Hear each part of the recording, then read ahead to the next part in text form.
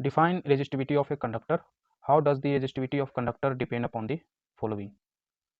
Number density of free electron in the conductor, their relaxation time. So resistivity क्या होता है, किसी conductor का resistivity क्या होता है? तो resistance क्या होता है? Resistance is a property of a conductor which opposes the flow of charge. Resistivity होता है कि it is the property of material. ये मटेरियल की प्रॉपर्टी है, ये इंट्रिंसिक प्रॉपर्टी है।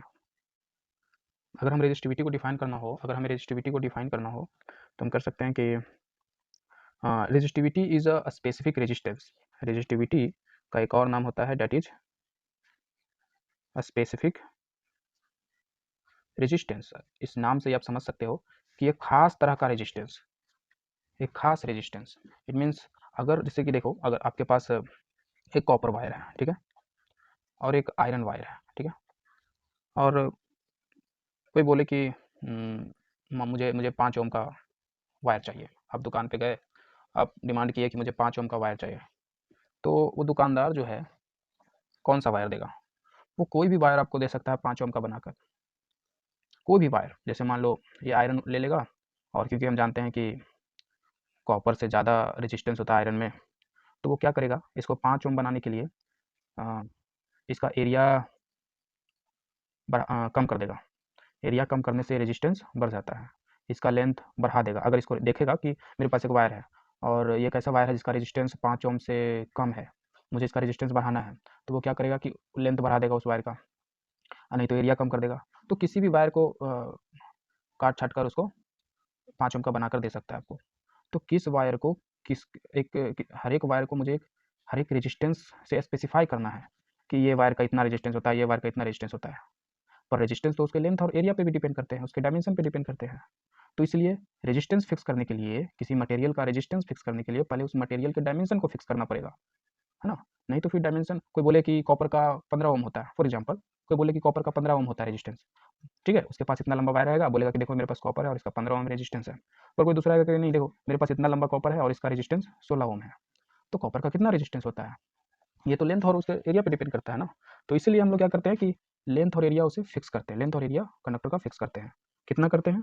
तो यूनिट करते हैं, 1 मीटर लेंथ लेते हैं किसी भी वायर का। अगर मुझे रेजिस्टेंस जानना है तो 1 मीटर लेंथ लेते हैं और 1 मीटर स्क्वायर उसका क्रॉस सेक्शनल एरिया लेते हैं, और फिर जो भी उसका रेजिस्टेंस निकलता है वो उसका स्पेसिफिक रेजिस्टेंस हो जाता है, या और रेजिस्टिविटी हो जाता है। Resistance of such wire which has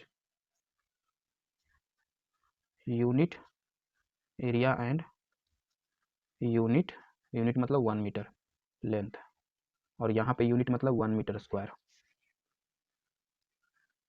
तो specific resistance is a resistance of wire which has इतना एरिया और इतना लेंथ वाले का जितना भी रेजिस्टेंस होगा उस वायर का उतना रेजिस्टिविटी होगा। यहाँ पे पूछा है कि how does the resistivity of a factor depend upon the following.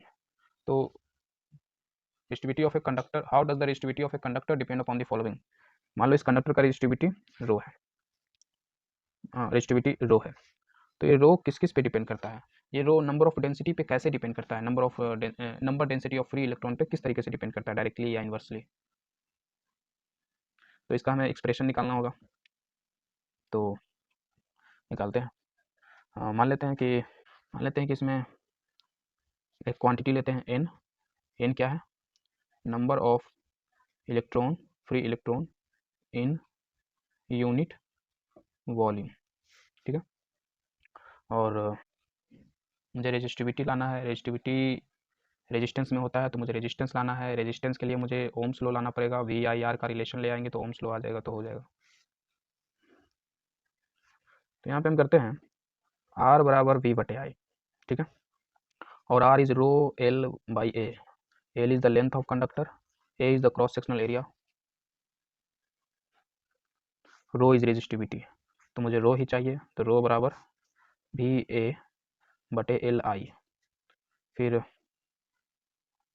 Row is equal to voltage, area, length, current. Current एक ड्रिफ्ट वेलोसिटी और करंट में रिलेशन होता है, तो I think current is I is नीवा, ठीक है। तो हम करंट की जगह पे नीवा, मतलब ये एन ये जो है हमने लिया था वो है ये, और ई चार्ज ऑफ पार्टिकल्स, यहाँ पे इलेक्ट्रॉन है, और ड्रिफ्ट वेलोसिटी और एरिया, एरिया कट गया, तो रो बराबर वी बटे L N E V D.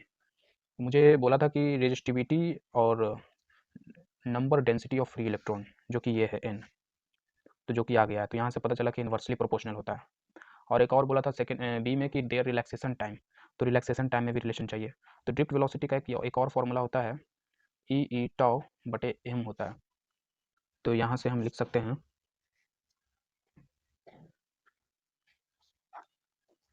Row is equal to we